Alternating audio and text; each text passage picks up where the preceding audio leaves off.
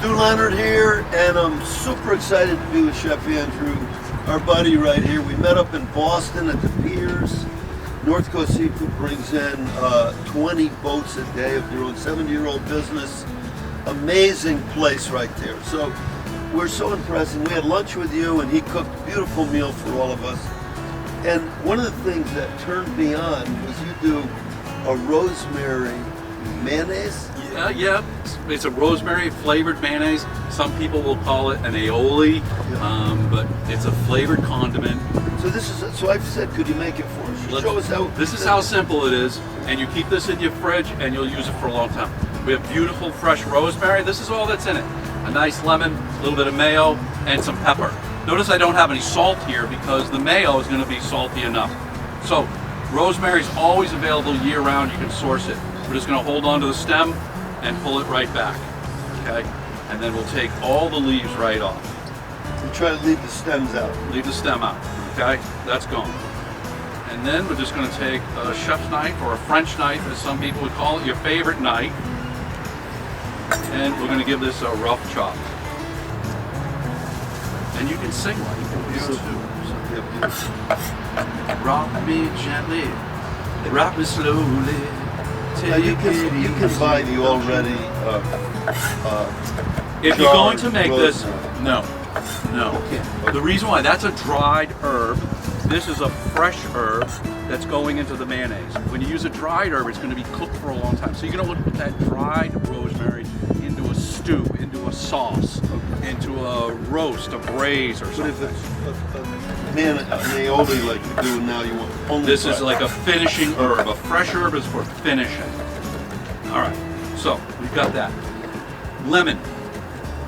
People always make a mistake. They throw the outside away. You want to use that zest. It's where all the flavor is.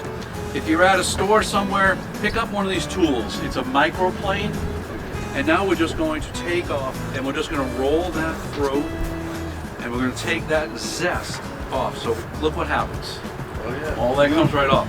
The white stays on. That's called the pith, and that's quite bitter. So we want to leave that on.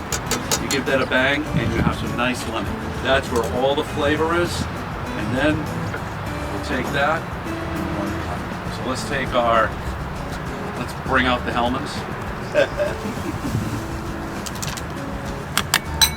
All right. Make sure no seeds are going in. Lemon juice. Careful measurement there. You notice that careful measurement. Well, that's what I like. You know, you're not like exactly No. a tablespoon of this and a teaspoon of that. And this is the way most people, I think, at home cook. Yeah.